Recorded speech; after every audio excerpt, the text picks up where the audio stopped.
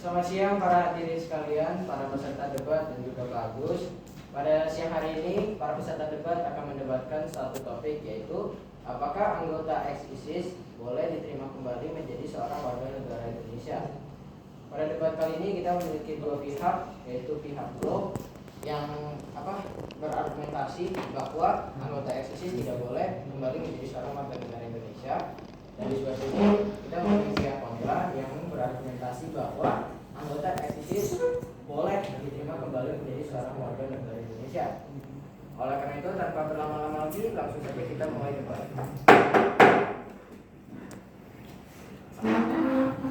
Selamat pagi teman-teman dan Pak Agus. Terima kasih atas kesempatannya untuk siang hari ini. Kami bisa kumpul di sini untuk memulai debat. Pertama-tama kita harus mengenal dulu apa itu ISIS.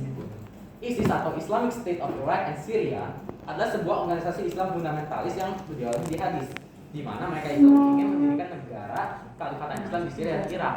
Kalau misalnya kita lihat ke Khalifatan Islam, berarti mereka itu sepenuhnya itu ingin negara Islam yang artinya itu tidak ada minoritas gitu. Ideologi mereka itu berdasarkan pada ideologi paham radikalisme, di mana mereka itu ingin berperang untuk negaranya dan melakukan segala cara untuk mencapai tujuan mereka. Dan cara mereka itu kadang-kadang kita lihat itu brutal dan tidak manusiawi.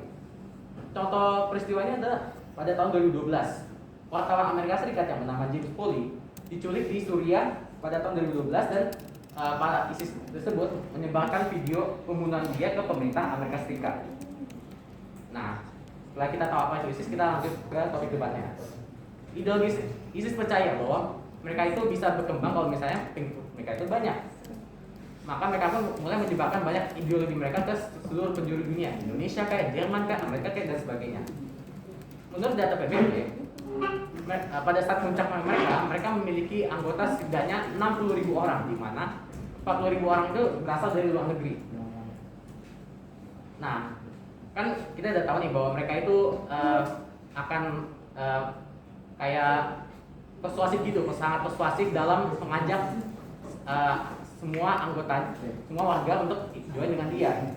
Ya pun beberapa dari WNI itu, warga negara Indonesia juga ingin join mereka ke Suriah. Nah, pada saat mereka ingin berangkat ke Suriah, mereka menyatakan siap untuk berperang ke negara tersebut. Nah, kita perhatiin kata kuncinya ini, siap untuk berperang untuk negara tersebut. Yang artinya, menurut peraturan pemerintah tahun 2007, kalau seseorang sudah ingin kayak berperang untuk dinas tentara asing dan melakukan janji setia dengan sebuah negara asing, mereka itu sudah kehilangan keluarga negaraan mereka. Bahkan mereka itu sampai mengajak keluarga mereka yang juga menyatakan siap berperang, karena ISIS itu tidak hanya kombatan, melainkan ada komandan pendukung dan cadangan. Nah, apalagi kalau mereka itu sudah membakar paspor mereka, di mana kalau misalnya udah dibakar paspornya itu susah banget untuk kembali ke sana. Kalau ada wacana mengenai pemulangan mereka kembali ke Indonesia, kami menolak keras hal tersebut. Bahkan Mahfud MD pun, Menko Polhukam dan Presiden Joko Widodo menolak karena ada satu alasan penting, yaitu kita takut bahwa mereka itu akan, jika mereka kembali, mereka akan menyebabkan paham radikalisme mereka ke semua orang, di mana mereka itu akan membuat sebuah koloni pengikut dan akan melakukan banyak tindakan terorisme yang berdasarkan pada asas ISIS gitu. Nah, siapa lawan mereka? Pasti adalah pemerintah Indonesia jika mereka berpikir seperti itu, dan juga beberapa orang lainnya. Kita bisa lihat contoh peristiwanya pada bom Surabaya tahun 2018, di mana para keluarga yang sudah mungkin terpengaruh oleh paham radikalisme ISIS itu mengebom 4 tempat, yaitu Gereja Santa Maria, Gereja Kristen Indonesia, Gereja Pentakosta Pusat, dan juga Polrestabes Surabaya.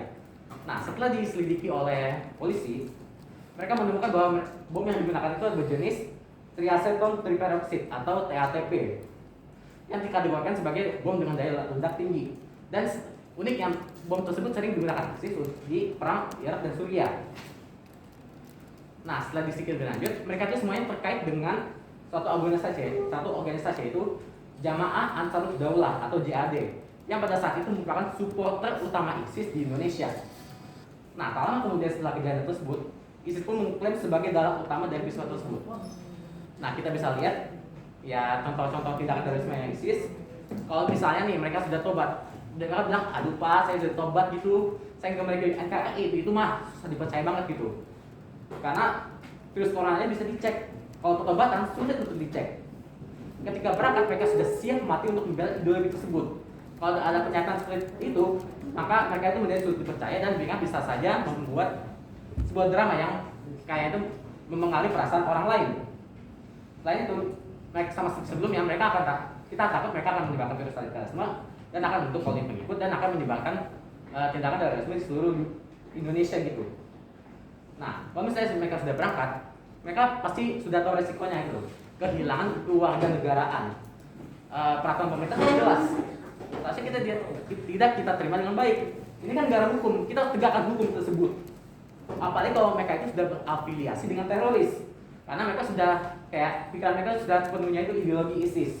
Nah, apa yang akan terjadi jika mereka kembali ke Indonesia dan berpikir Indonesia itu adalah musuh mereka? Nah, itulah gitu.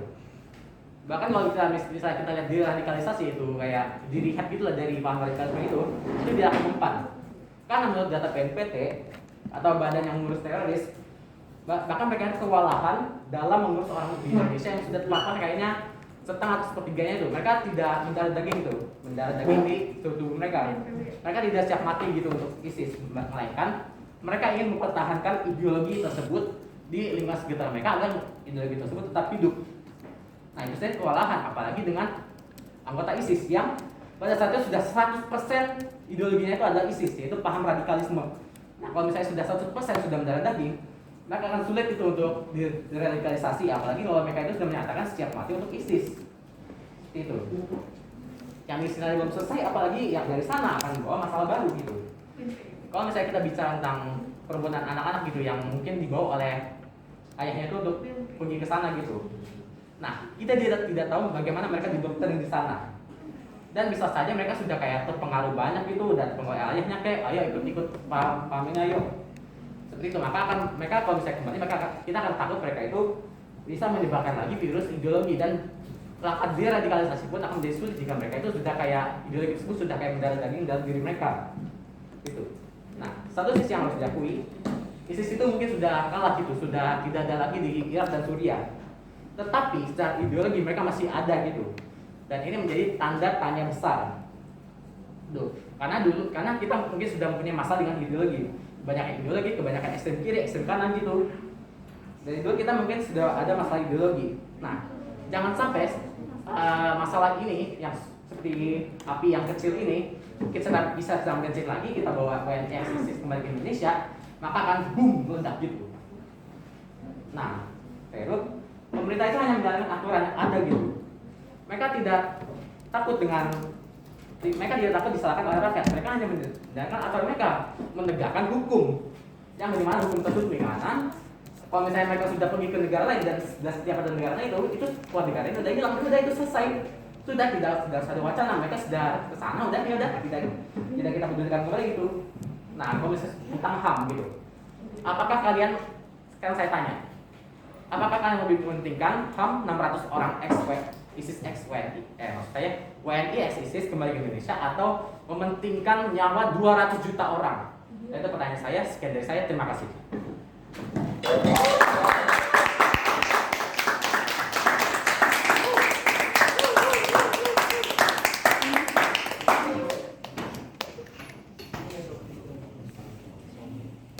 Demikianlah argumentasi yang disampaikan oleh pembicara satu dari pihak grup.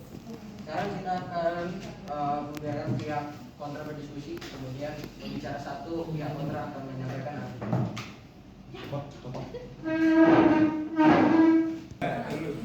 Gue minta bantuan. Kalau misalnya gue miss something, gue minta bantuan.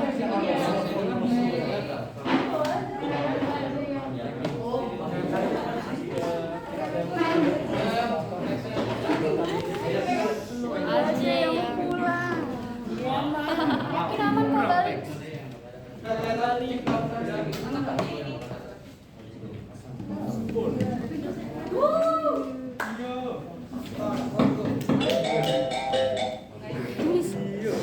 Selamat siang Pak Agus, teman-teman, dan juga kubu pro government.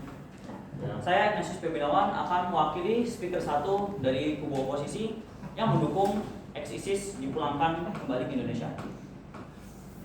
Pertama-tama saya akan membuka dengan definisi dari WNI atau warga negara Indonesia. Berdasarkan pasal 26 ayat 1 UUD 1945, yang menjadi warga negara ialah orang-orang bangsa Indonesia asli dan orang-orang bangsa lain yang disahkan dengan undang-undang sebagai warga negara. Pertama perlu kita ketahui sebelumnya bahwa para eksisis dan keluarga mereka ini tidak dicabut warga negaraannya. Mereka hanya dicegah untuk masuk ke dalam wilayah NKRI. Itu merupakan keputusan pemerintah yang tidak berdasarkan undang-undang apapun. Karena secara konseptual, pencabutan kewarganegaraan WNI ex-ISIS diorientasikan pada dasar bahwa ISIS merupakan sebuah dinas tentara asing. Sebelumnya perlu kita ketahui bahwa bergabung dalam dinas tentara asing tanpa izin dahulu dari presiden dapat membuat seseorang kehilangan warga negaranya. Ini berdasarkan pasal 23 Undang-Undang Nomor 12 Tahun 2006. Di sini dapat kita tarik suatu pertanyaan. Apakah ISIS sebuah tentara asing? Tapi untuk menjawab pertanyaan tersebut kita perlu menjawab suatu pertanyaan dahulu. Apakah ISIS sebuah negara? Nah, marilah kita lihat pada Konvensi Montevideo tahun 1933. Syarat berdirinya sebuah negara adalah 1. Populasi yang permanen, 2. Wilayah yang tetap, 3. Pemerintahan dengan kendali yang efektif, dan 4. Kemampuan untuk menjalin hubungan dengan negara lain. Hingga saat ini tidak ada satupun negara di dunia yang bersedia menjalin hubungan diplomatik resmi dengan ISIS. Sehingga pilihan untuk mencabut kewarganegaraan sebagai hukuman terhadap WNI ex-ISIS dikhawatirkan justru memberikan legitimasi bagi keberadaan ISIS itu sendiri sebagai sebuah entitas politik. Maka dari itu, seorang yang dengan sukarela masuk atau ikut dengan gerakan ISIS serta menyatakan janji setia kepada ISIS tidak dapat kehilangan warga negaranya.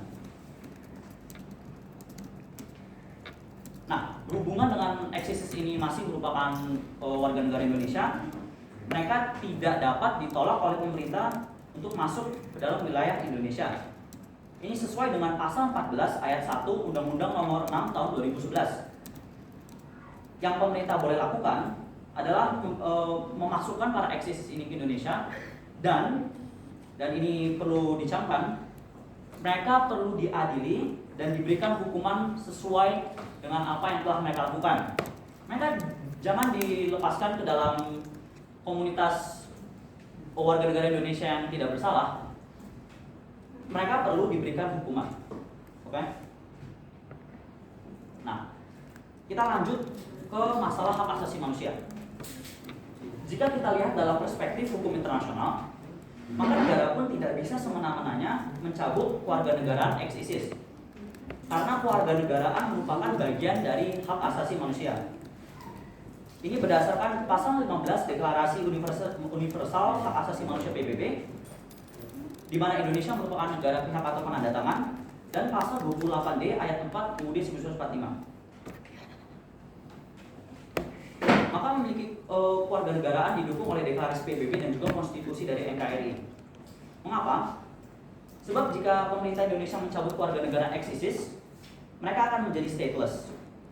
Nah, ini karena ISIS bukan merupakan sebuah negara. Mereka tidak bisa memberikan petarung atau rakyat mereka sebuah kewarganegaraan. Maka petarung ISIS yang berasal dari Indonesia masih memiliki kewarganegaraan Indonesia. Sehingga jika kita mencabut kewarganegaraan itu, mereka akan menjadi stateless. Ini melanggar hak asasi manusia. Nah, ketentuan hak asasi manusia, baik yang berlaku secara internasional maupun nasional, mengatur bahwa kewarganegaraan adalah hak asasi setiap manusia. Nah, maka dari itu dapat disimpulkan bahwa kewarganegaraan adalah pangkal dari banyak hak, seperti hak untuk mendapatkan perlindungan, hak untuk mendapatkan kehidupan yang layak, dan lain-lain. Oleh karena itu, pencabutan kewarganegaraan ataupun pembuangan yang menyebabkan seorang menjadi stateless merupakan sebuah tindakan kejahatan terhadap hak asasi manusia. Yang dibutuhkan negara-negara di dunia saat ini adalah untuk memiliki langkah hukum untuk melakukan rehabilitasi dan integrasi pelaku kejahatan untuk kembali dan dapat diterima oleh masyarakat.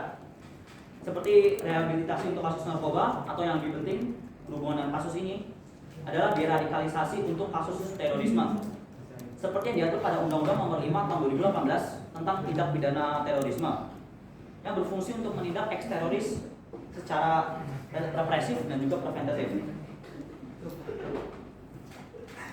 Sekarang saya akan melawan argumen-argumen yang sudah diberikan oleh speaker satu kubu pro pemerintah.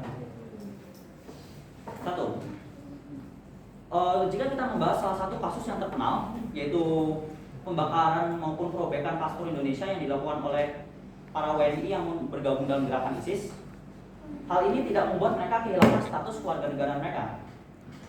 Paspor adalah dokumen perjalanan sebagaimana disebutkan dalam pasal 1 angka 12 Peraturan Pemerintah Nomor 3 Tahun 2013. Perusahaan terhadapnya tidak secara otomatis membuat kewarganegaraan orang tersebut hilang. Kemudian saya ingin melawan argumen bahwa ISIS merupakan sebuah negara. ISIS bukanlah negara. Tidak ada satu negara pun di dunia ini yang bersedia menjalin hubungan diplomatik resmi dengan ISIS. Belum itu juga, ISIS tidak memiliki wilayah yang tetap. ISIS juga tidak memiliki pemerintahan yang tetap juga. Maka dari itu, ISIS bukanlah negara, tidak bisa memberikan kewarganegaraan kepada rakyatnya. Maka dari itu, pemerintah Indonesia tidak dapat mencabut kewarganegaraan ex-ISIS. Kemudian lagi berhubungan dengan ketakutan bahwa ex-ISIS akan menyebarkan propaganda ISIS, ya sudah kami katakan ISIS jangan dilepaskan ke dalam komunitas warga Indonesia yang tidak bersalah.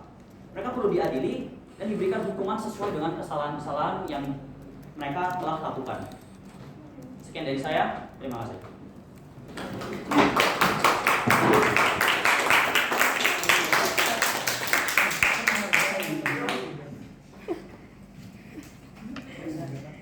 Dengan demikian dari kelompok kontra pembicara satu, sekarang saya akan mempersilakan dari kelompok pro pembicara dua untuk mempersiapkan argumennya.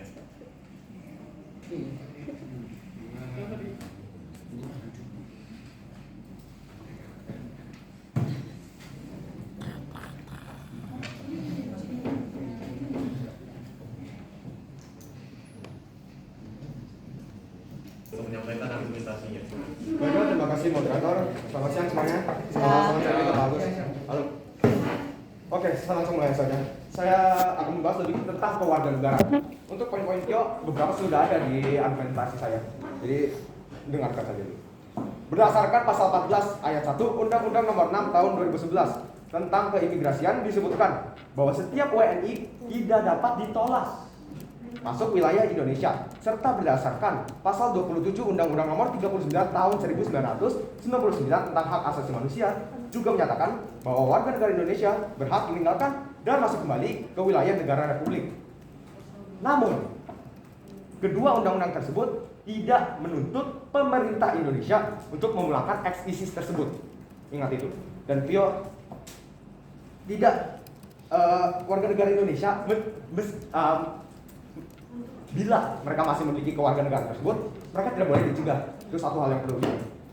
Lalu, menurut Guru Besar Hukum Internasional Universitas Indonesia, Profesor Hikmahanto Juwana menyatakan warga negara Indonesia yang ikut ISIS mohon diam, hilang kewarganegaraannya. Dalam Undang-Undang Kewarganegaraan, ISIS bisa dikategorikan sebagai tentara asing. Saya akan jelaskan nanti. Dengan demikian, sesuai dengan Undang-Undang Nomor 12 Tahun 2006 tentang kewarganegaraan Republik Indonesia pasal 23 poin D yang berbunyi warga negara Indonesia kehilangan kewarganegaraannya jika yang bersangkutan pada poin D masuk dalam dinas tentara asing tanpa izin terlebih dahulu dari presiden. ISIS atau NIIS yang memiliki kepanjangan Negara Islam Irak dan Syam sesuai namanya merupakan sebuah kelompok militan ekstremis yang berbentuk sebuah negara. Sabar dulu. Namun hal itu hanya diakui oleh mereka yang merupakan anggota maupun ex-anggota dari ISIS. Jadi benar, ISIS itu bukanlah sebuah negara. Pengakuan negara atau bukannya suatu bentuk pemerintahan kembali lagi ke keputusan masing-masing negara, maksudnya negara lain. Dan karena itulah ada sistem pengakuan de facto dan de jure seperti yang pernah dijelaskan. Dengan demikian, mungkin orang dapat berkata bahwa ketika seseorang bergabung dengan ISIS, maka mereka masih akan memiliki status WNI-nya. Karena ISIS bukanlah sebuah negara. Jawabannya tidak. Bukankah salah satu tujuan ISIS adalah menggulingkan pemerintahan yang sah di Suriah dan Irak? Bila demikian, tidakkah para WNI yang tergabung dalam ISIS sebenarnya masuk dalam kelompok pemberontak di suatu negara? Oleh karenanya, secara otomatis WNI yang tergabung dalam tentara ISIS akan kehilangan kewarganegaranya. Otomatis di sini karena merujuk pada pasal 31 ayat 1 Peraturan Pemerintah nomor 2 tahun 2007 tentang tata cara memperoleh, kehilangan, dan pembatalan kewarganegaraan dalam pasal 31 ayat 1 disebut warga negara Indonesia dengan sendirinya kehilangan kewarganegaranya karena kata dengan sendirinya berarti tidak perlu lagi ada proses lanjutan bila terpenuhi salah satu dari berbagai alasan yang ada. Sesuai kata Profesor Hikmahanto, kalaulah ada proses lanjutan hal tersebut untuk tujuan administrasi belaka. Hal ini telah diatur dalam pasal 32 hingga 34 Peraturan Presiden nomor 2 tahun 2007. Dengan mereka kehilangan status WNI tersebut, mereka tidak lagi menjadi bagian dari negara secara hukum. Disebutkan yang disahkan oleh undang-undang sebagai warga negara, itu adalah WNI kan, definisi WNI. Nah iya, mereka disahkan secara undang-undang, diputuskan juga secara undang-undang. Bila membahas mengenai Deklarasi Universal HAM pasal 15 yang berbunyi, yang pertama, setiap orang berhak atas suatu kewarganegaraan. Serta yang poin kedua, tidak seorang pun dengan semena-mena dapat dicabut kewarganegaraannya atau ditolak hanya untuk mengganti kewarganegaranya. Kata kuncinya adalah semena-mena. Atau yang berarti seenaknya. Pemerintah di sini sama sekali tidak seenaknya. Sama sekali tidak seenaknya atau tidak semena-mena mencabut kewarganegaraan seseorang. Pemerintah mencabut kewarganegaraan WNI tersebut karena mereka telah melanggar aturan yang berlaku. Alias, pencabutan ini merupakan konsekuensi atas tindakan mereka sendiri yang mereka sadari, yang mereka lakukan dengan sadar.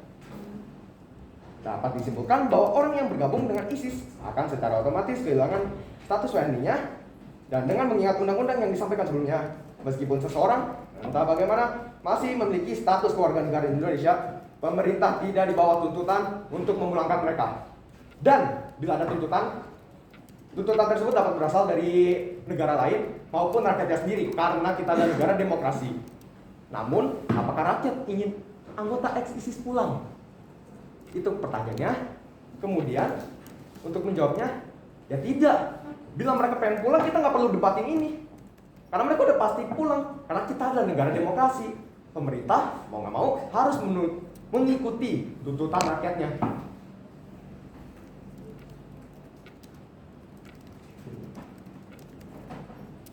Selain itu,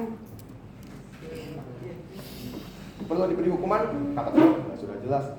Boleh dimasukkan, perlu diadili. Ya memang boleh dimasukkan. Tapi agak sedikit berlawanan sama yang Anda bilang tadi loh. Boleh dimasukkan, tapi Anda dibilang dicegah, pemerintah mencegah. Pemerintah nggak boleh mencegah. Sudah diatur.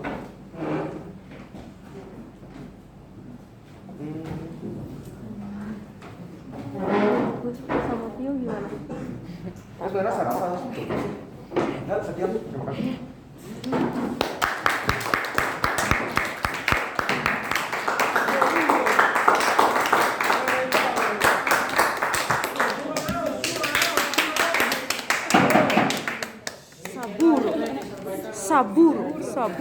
Saburo. Memberikan waktu bagi pembicara dua pihak kontra. Bercanda Pio. Bisa ditanya. Di mana dukung orang? Sekarang pembicara dua dari pihak kontra akan menyampaikan argumennya. Silakan.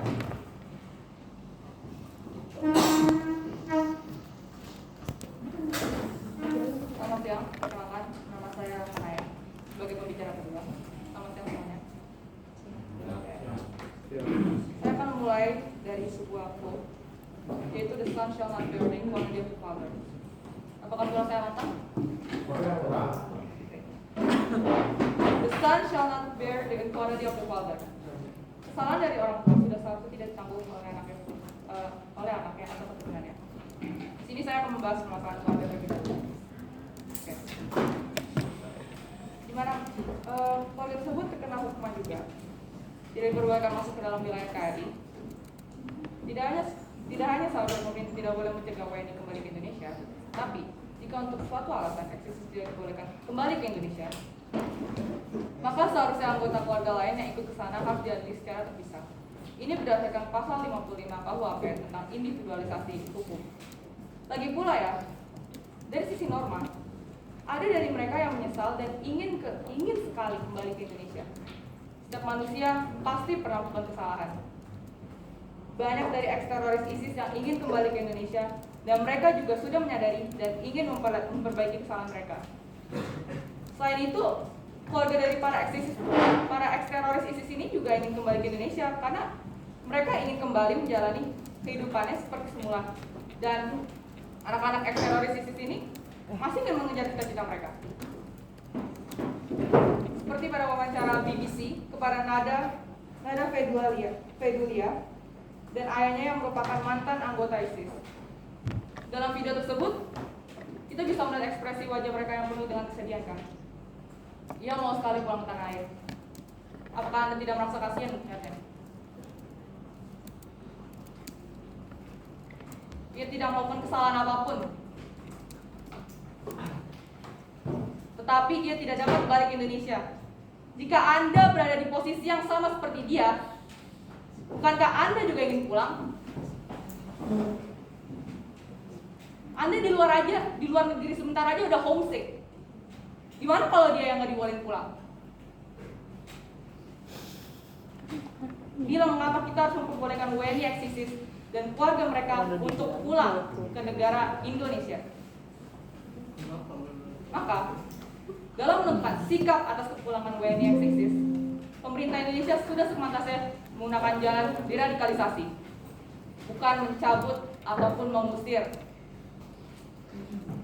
Sebagaimana diatur dalam pasal 4D Undang-Undang mengenai tindak pidana terorisme, yaitu deradikalisasi merupakan suatu proses yang terencana, terpadu, sistematis, dan berkesinambungan yang dilaksanakan untuk menghilangkan atau mengurangi dan membalikan pemahaman radikal terorisme yang terjadi.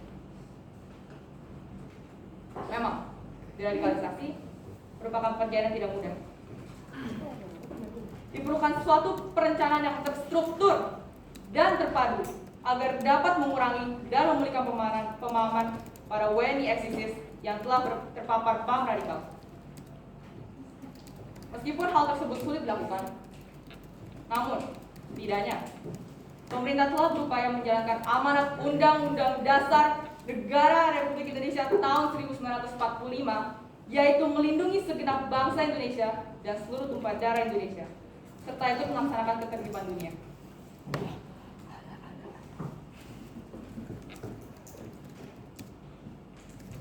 Kemudian saya akan mengcounter hanya karena ex-ISIS ingin menjadi negara, bukan berarti mereka negara. Anda pernah melihat video di mana seorang di Amerika membuat sebuah negara di dalam pedalaman Amerika? Nah, menurut dia itu merupakan sebuah negara. Tetapi buktinya ya, pemerintah Amerika tidak pernah mencabut keluarga negaranya. Tentu, ini karena negara tersebut bukan merupakan negara yang diakui. Pada interaction. Dipersilakan. Saya tidak menyebutkan itu sebuah negara, malah saya sendiri membantah itu sebuah negara. Saya menyebutkan itu sebuah dinas tentara asing. Itu beda, mohon maaf. Baik, terima kasih. Sudah itu saja.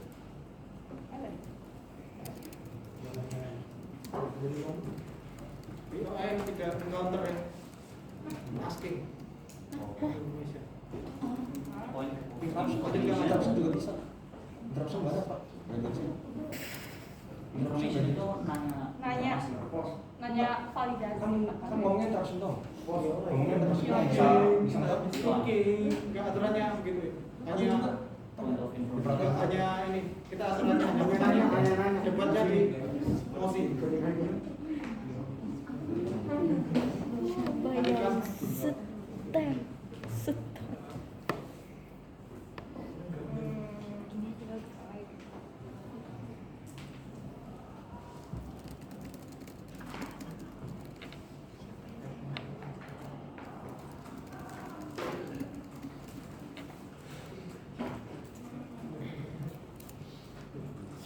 setan? Setan.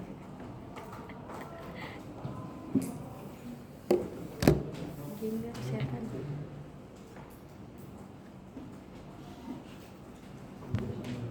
Tapi Anda mengatakan bahwa rakyat ISIS memandang ISIS sebagai sebuah negara.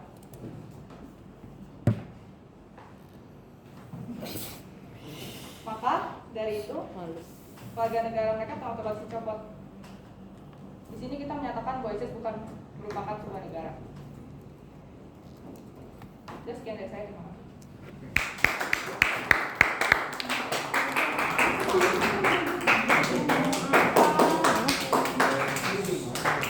They have no words left to speak.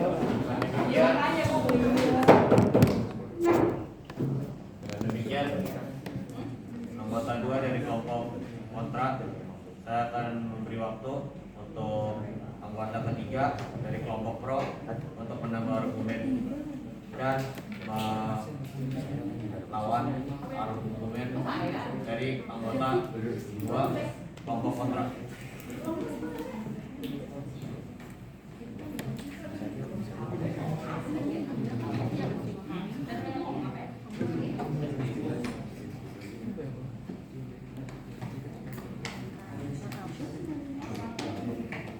Ya, sampaikan argumennya.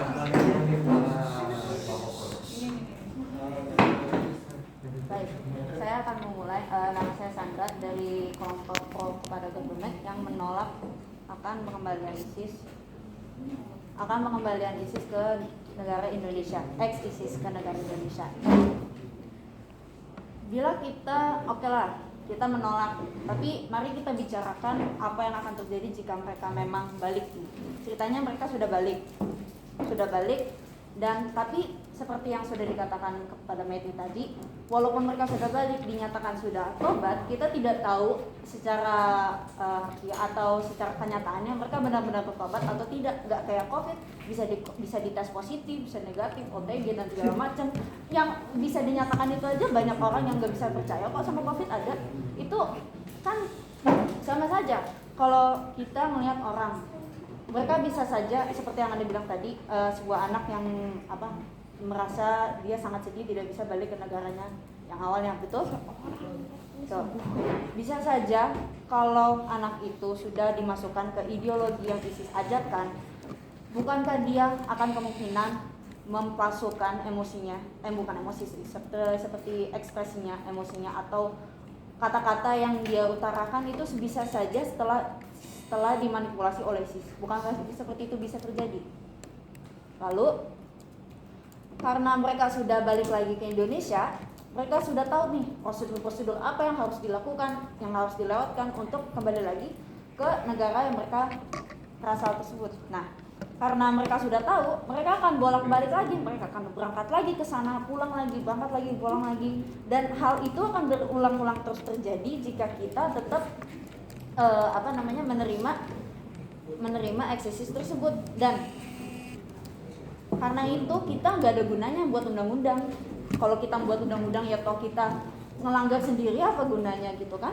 Ditambah lagi kalau mereka udah bakar paspor sendiri mereka udah, oh iya saya tidak mau lagi jadi warga negara Indonesia. Itu sudah sebagai indikator kalau mereka tidak mau menjadi warga negara Indonesia. Di dalam undang-undang pun seperti yang sudah Saburo katakan tadi pada poin D itu menyatakan sudah tidak kewarganegaraan jika mereka bergabung kepada dinas tentara asing. Yang Anda katakan tadi juga ISIS bukanlah sebuah negara, dan ditambah dengan Saburo tadi, melainkan ya mereka merupakan dinas tentara asing. Mengapa bukan negara? Karena tidak ada dukungan dari atau afiliasi atau bekerjasama dengan negara lain, atau tidak ada pengakuan dari negara-negara lain, karena mereka hanya mengakui mereka sendiri sebagai negara. bukan dari pengakuan orang lain. Nah, pada dasarnya mereka berangkat ke sana. Mereka sudah dimanipulasi oleh ISIS. Sudah dimanipulasi seperti ini, mereka berangkat, mereka sadar mereka berani mati untuk negara itu.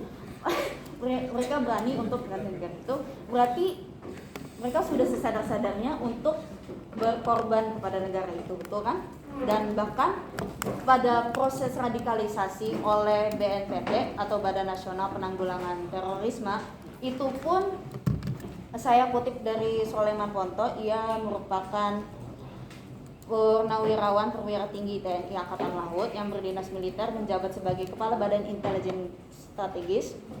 Itu pun ia menyatakan bahwa yang sekarang saja BNPT ini sudah kewalahan sama yang terpapar yang pikirannya itu masih bukan terkontaminasi, tapi lebih bukan termanipulasi sih, tapi yang pikirannya masih setengah-setengah, sepertiga, seperempat, belum 100% terpapar oleh ISIS.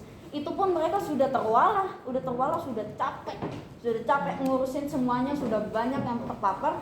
Itu pun mereka kewalahan. Apa kabar kalau misalnya nanti yang 100% masuk ke Indonesia akan ditangani dan ditambah lagi capeknya kan kalau kalian misalnya nih ada tugas banyak, banyak kan tugas udah banyak, nanti ditambah lagi jeder, kalian nggak capek kan, pasti kalian nggak akan tahan.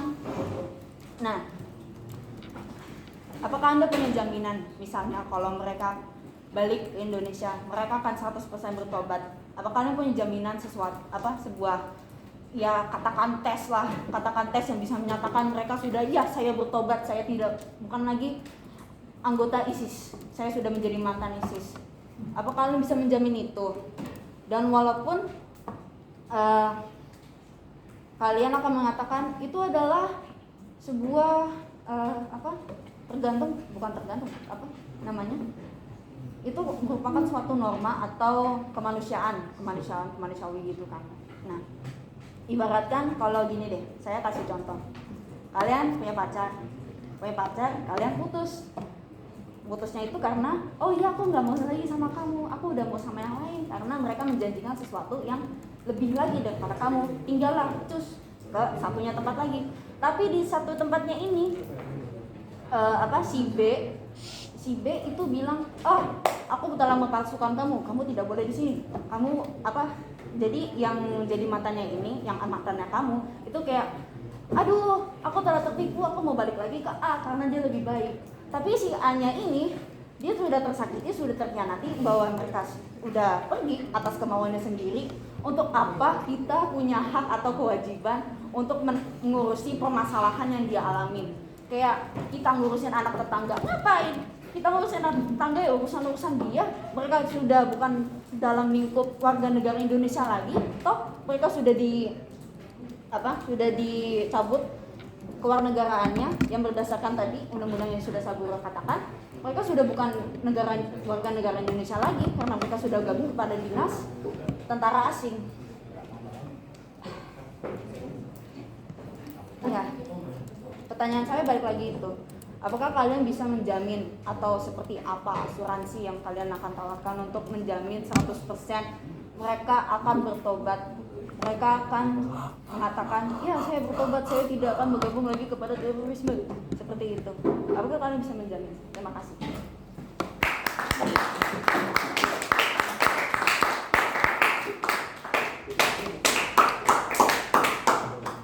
Demikian argumen dari pembicara 3 pihak pro. Sekarang akan diberikan waktu untuk pembicara 3 pihak kontra untuk mempersiapkan argumen.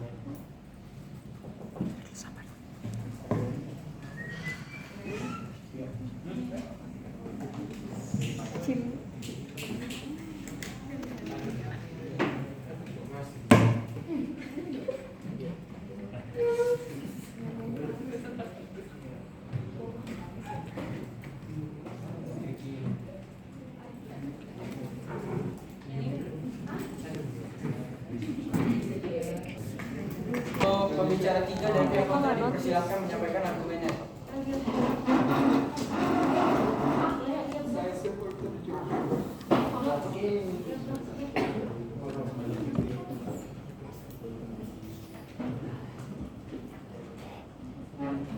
Oke.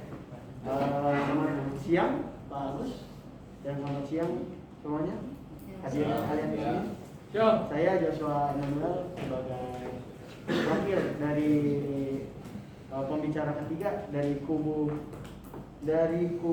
oposisi. Di sini saya akan membahas kenapa ISIS boleh diperbolehkan untuk masuk ke dalam negara ini, negara Indonesia. Yang pertama, kita harus tahu dulu definisi ISIS itu apa. Kalau bisa kita lihat, ISIS di sini. Nah, di sini menurut detik.com, organisasi teroris yang didirikan Baghdadi dikenal juga sebagai Islamic State of Iraq and Syria. Perubahan nama yang diumumkan setelah pecahan Al-Qaeda di Suriah. Gak usah panjang-panjang. Kalau kalian bilang ada di sini.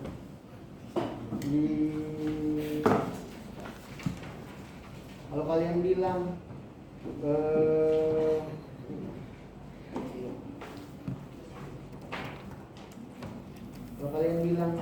pada huruf di huruf D pasal 23 UU nomor 12 tahun 2006 masuk dinas, saya bacakan, masuk dalam dinas tentara asing tanpa izin terlebih dahulu dari presiden. Nah, itu isinya. Itu bisa menghilangkan kewarganegaraan.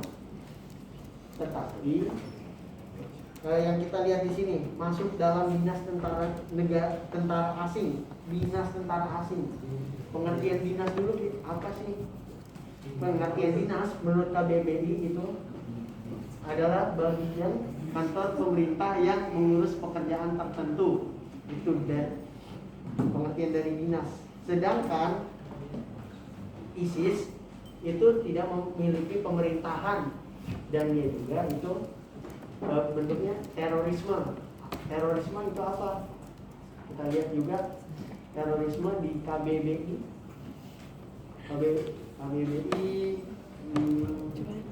KBBI itu berkata kalau terorisme adalah penggunaan kekerasan untuk menimbulkan kekuatan dalam usaha mencapai tujuan. Mencapai tujuan.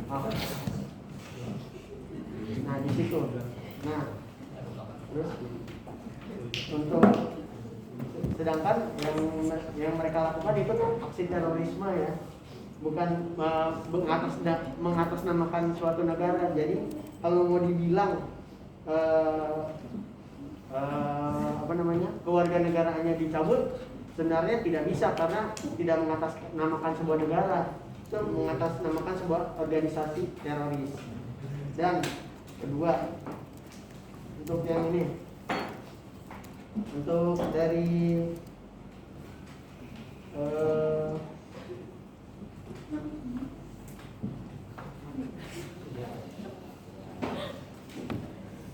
apakah misalnya kalau ex-ISIS kembali ke Indonesia, apakah Anda bisa menjamin bahwa 100% akan bertobat? Memang kita tidak bisa menjamin apa-apa, tetapi diperlukan usahanya juga dari pemerintah untuk melakukan deradikalisasi untuk menahan apa yang akan mereka lakukan, pikiran-pikiran, ideologi mereka itu. Terus tetapi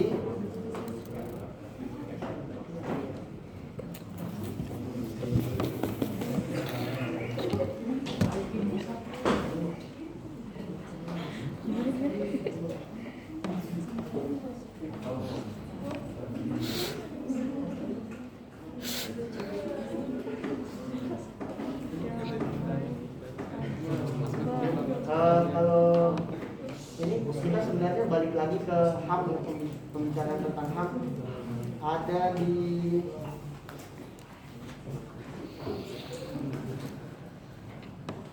pasal 28D ayat 4 UUD 45. Setiap orang berhak atas status kewarganegaraan. Di sini dapat dilihat bahwa kewarganegaraan merupakan hak asasi manusia didukung oleh konstitusi negara kita, yaitu UUD 45. Maka negara tidak dapat semena-mena mencabut status kewarganegaraan ex-ISIS. Sebab jika bukan WNI, mereka akan menjadi apa? Ya jawabannya akan menjadi stateless. Dan sedangkan stateless itu melanggar hak asasi manusia berdasarkan pasal 25 Deklarasi Universal Hak Asasi Manusia. Di sini dibilang kalau setiap orang berhak atas suatu kewarganegaraan dan tidak seorang pun dengan semena-mena dapat dicabut kewarganegaraannya atau ditolak hanya untuk mengganti kewarganegaraannya. Dan di sini juga ada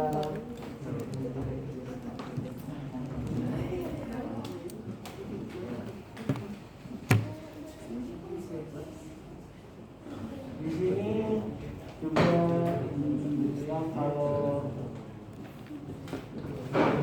saya tadi pertanyaan siapa? Mohon maaf saya lupa tadi pertanyaan siapa. HAM WNI ex-ISIS 600 orang atau 200 juta orang Indonesia. Itu pertanyaannya kan tadi. Ya. Saya akan menjawab pertanyaan itu. HAM itu apa sih? Hak asasi manusia, bukan hak asasi masyarakat. Kalau masyarakat ya berarti yang ada di wilayah-wilayah atau negara-negara itu aja. Sedangkan HAM itu hak asasi manusia. Dalam kurung manusia itu termasuk semua orang. Maka dari itu semua manusia harus mendapatkan HAM-nya juga. Tidak bisa HAM orang kita tolak karena itu melanggar HAM. Dan juga di sini kita juga membiarkan ex-ISIS masuk ke Indonesia. Memang membiarkan masuk, cuman membiarkan masuk bukan berarti bebas. Harus ada pengawasan juga dari pemerintah dan segala macam aspek pemerintah untuk mencegah apa yang akan mereka lakukan juga. Terima kasih sudah itu. Begitu saja dari saya.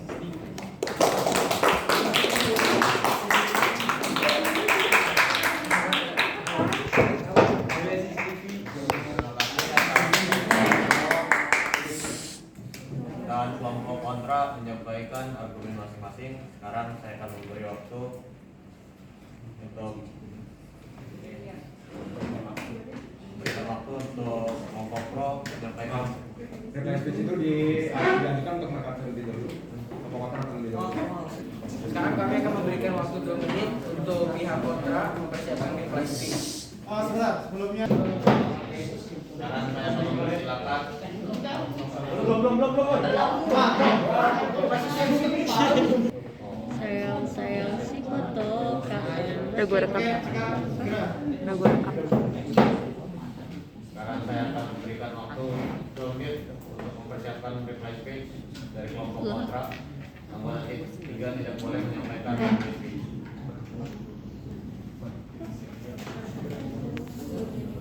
Menyampaikan reply speech.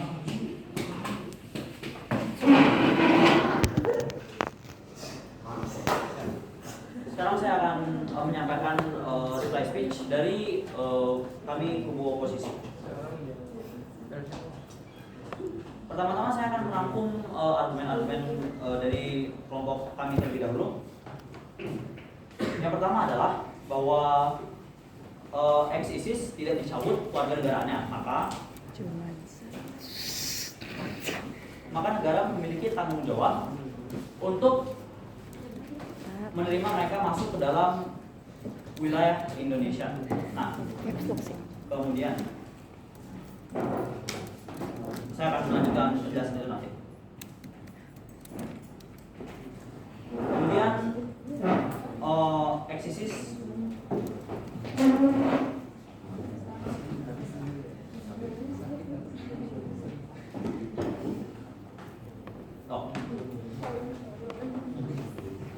menjadi stateless melanggar hak asasi manusia seperti yang kita sudah katakan tadi. Ini berdasarkan dari pasal 15 Deklarasi Universal Hak Asasi Manusia PBB dan juga pasal 28D ayat 4 UUD 1945.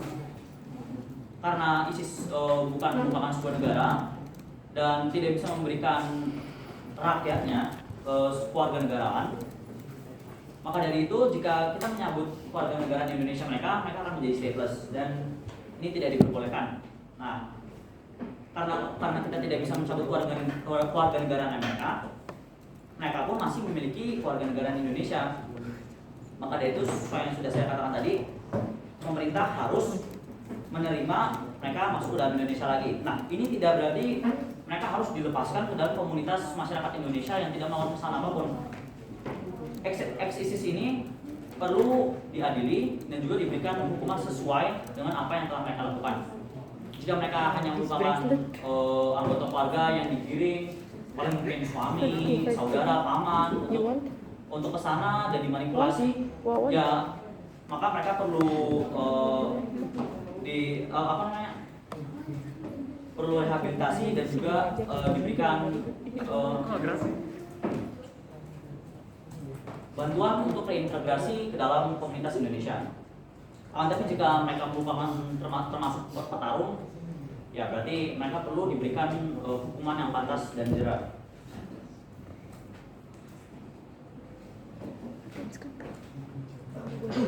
Kemudian sekarang saya akan merangkum argumen-argumen dari kubu pro pemerintah.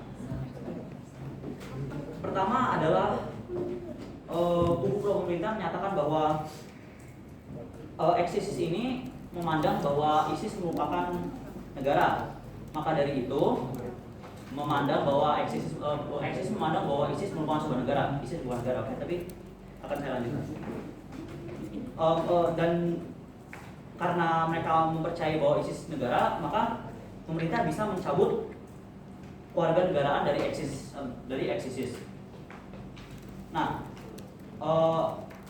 ini tidak bisa karena ya sesuai yang telah kita katakan, mereka akan menjadi stateless yang melanggar hak asasi manusia.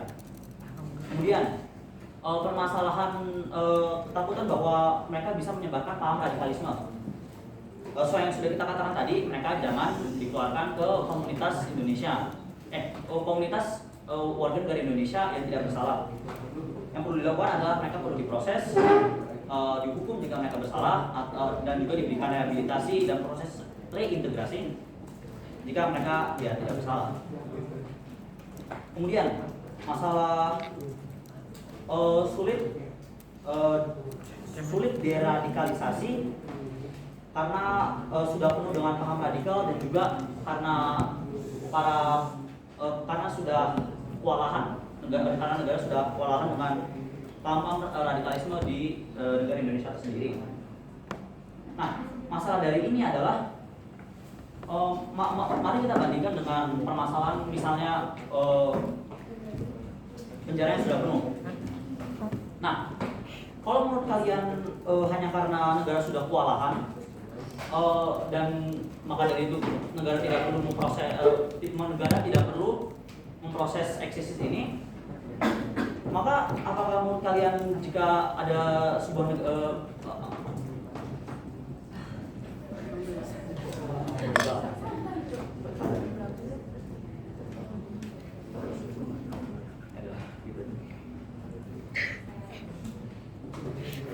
terakhir adalah pertanyaan kalian tentang apakah rakyat Indonesia ingin eksis pulang? Ya untuk sekarang sih tidak, tapi ini merupakan permasalahan hak asasi manusia yang perlu diberikan kepada semua manusia di dunia ini. Ini bukan masalah pendapat rakyat atau hal-hal seperti itu, sebab HAM tidak dapat diubah hanya karena pendapat-pendapat masyarakat. Ya, begitu saja dari saya. Terima kasih.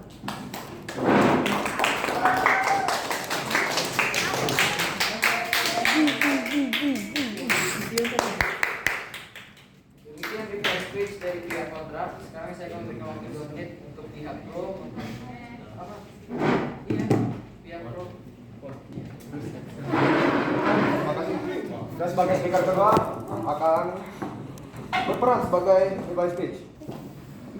Oke, tadi ada pendapat dari Joshua ngomong kalau WNI ex-ISIS boleh dipulangkan. Sekali lagi boleh, emang boleh, kita udah ulang berkali-kali. Malahan saya yang menyumberkan undang-undangnya. Oke, dinas memiliki artian tersebut yang sudah disampaikan tadi melalui KBRI. Namun apakah artinya sama bila berada dalam konteks terorisme seperti ISIS? Mereka adalah sebuah kelompok teroris yang berada di suatu negara untuk mendirikan negara Islamnya sendiri, atau dapat dibilang mereka berusaha menggunakan basis negara lain untuk menjadikannya sebagai negaranya sendiri dengan cara terorisme. Aksi terorisme.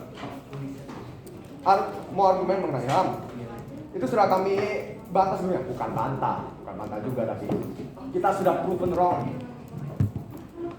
Bila pemerintah menandatangani deklarasi HAM tersebut dan masih mempertahankan undang-undang yang berlaku seperti yang sudah saya bilang sebelumnya, maka bukankah itu berarti pemerintah sudah memikirkan apa yang akan terjadi bila situasi seperti ini yang akan terjadi?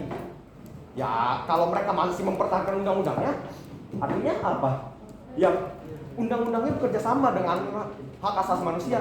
Seperti yang saya bilang, kalau di poin kedua, tidak semena-mena. Utamanya itu tidak semena-mena. Indonesia memiliki hukum, tidak semena-mena. Sekali lagi, tidak semena-mena. Masyarakat juga terdiri atas manusia, bukan? Jadi kalian lebih pilih persikokan nyawa ratusan ribuan WNI kita sendiri. Si manusia galau ya. Pengawasan hukumnya dalam bentuk apa? Penjara. Mereka keluar. Mereka masih memiliki potensi untuk memiliki paham radikalisme. Bisa aja berpura-pura, kalau kita nggak tahu. Salah interpretasi. Sekali lagi, kalian sering salah interpretasi. Mereka dicabut bukan karena mereka menjadi sebuah negara, melainkan sebuah dinas tentara asing. Saya sudah sering membantah sekali lagi bahwa mereka bukan sebuah negara. Ya kayak itu yang kami akui. Ngomong HAM, mau tahu lucu? Banyak atau bahkan sepengetahuan saya yakni tidak ada negara yang menandatangani deklarasi universal HAM yang memulangkan warga negaranya. Kalau ada informasi boleh kasih tahuin saya. Kami juga debat. Saya bisa salah. Pendapat rakyat penting loh di negara kita. Tadi Pio bilang, ya ini bukan masalah suara rakyat atau gimana. Kita negara demokrasi. Utamanya suara rakyat. DPR ada untuk apa? Mengaspirasikan suara rakyat. Sorry. Nah, dirasa untuk klarifikasi saya sebenarnya cukup saja. Karena sebelumnya saya sudah membantah secara langsung untuk poin-poinnya. Sekian, terima kasih.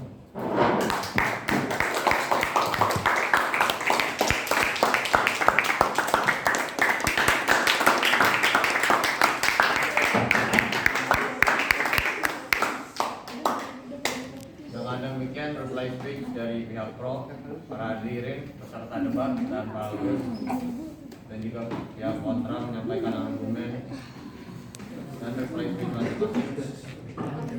Oleh karena itu, kami selaku moderator mengucapkan terima kasih.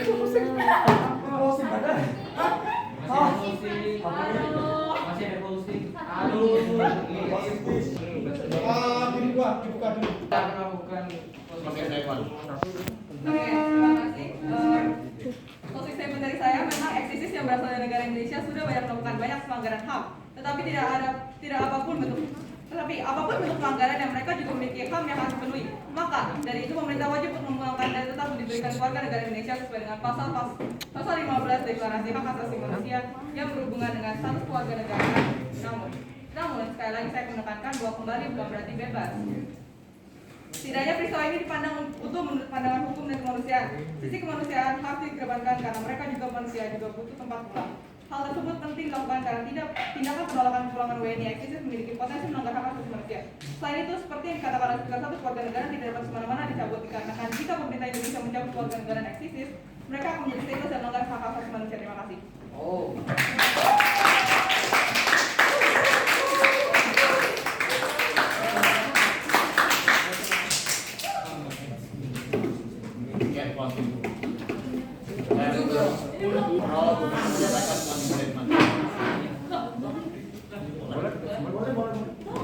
Baiklah, poin terakhir yang ingin saya sampaikan. Mereka ngomong hampir nggak ada basisnya. Hanya beberapa hukum yang disampaikan itu pun saya rasa belum lebih lanjut.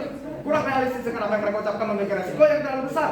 Hukuman bisa saja tidak membuat jerak. Kami juga merasa mereka masih kurang percaya diri dengan argumentasi mereka sendiri, sehingga hanya mengulang-ulang poin yang sama. Mereka belum berasa membantah tentang aturan undang-undang yang kami gunakan. Dengan demikian kami merasa berhak untuk menangkan bagi ini. Sekian, terima kasih. Merdeka! Merdeka! Merdeka! Demikian closing statement dari kedua pihak pro dan kontra. Para hadirin peserta debat dan juga Pak Agus yang telah mendengarkan statement dari pihak pro dan pihak kontra. Oleh karena itu kami selaku moderator mengucapkan terima kasih atas perhatian Anda sekalian, dan maaf apabila kami melakukan satu atau dua hal yang berkurang